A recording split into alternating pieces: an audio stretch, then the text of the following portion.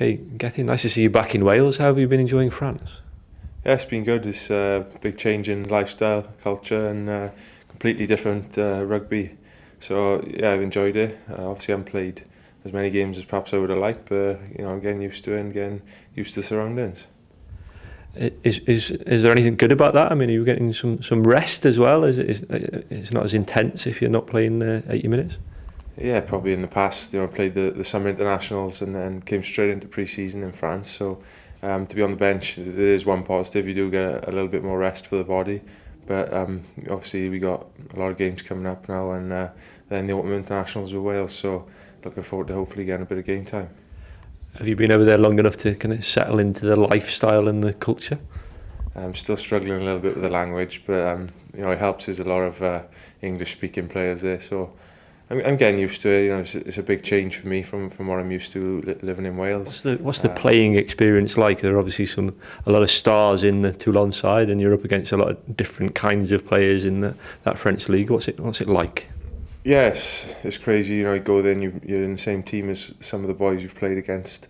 Over the years at the international level, people like Batty's both, Matt Gitto, Carl Heyman, Johnny Wilkinson.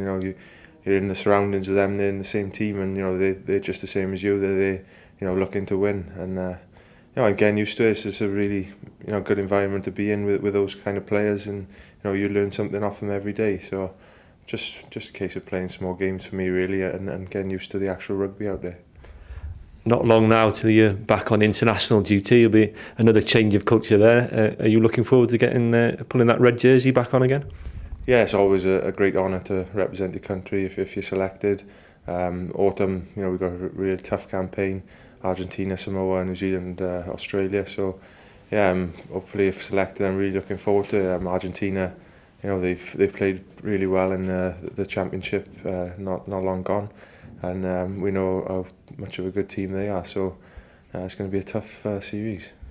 Is there a sense with the Pumas that as a front row player, that's the team that you look forward to playing against most, or one of the teams you look forward to playing against most? They're definitely one of the toughest in that area. I've played out in Argentina in a few tests for Wales, and that's definitely a big area they thrive on. They've got a lot of younger players coming through now, whereas perhaps a few years ago they had a core of old players, and perhaps a bit of a void underneath now. Obviously because of the championship, I think they're having to bring players through. I think they've got a real strong team. Looking forward to the future. You mentioned the championship there. Have you been watching any of those games? They've been going all right, haven't they? Yeah, I've been watching a lot. There's obviously a few allies in a Toulon team watching South Africa and Australia and New Zealand. So yeah, I've been keeping an eye on it. It's been a good tournament again, and I think Argentina have only added to that to make it even better. They'll be wanting to come to Wales and knock over the Grand Slam champions and send a message around world rugby after the experiences they've had in the Rugby Championship, weren't they? Yeah, obviously we lost in the summer, but the last game we played at home was obviously the Grand Slam winning game in March. So we want to keep our home record up for this year, and Argentina's first up, so it's going to be a tough challenge. Just cast your mind back to the Rugby World Cup. Samoa were tough opponents out there. They'll be the same again in November, won't they?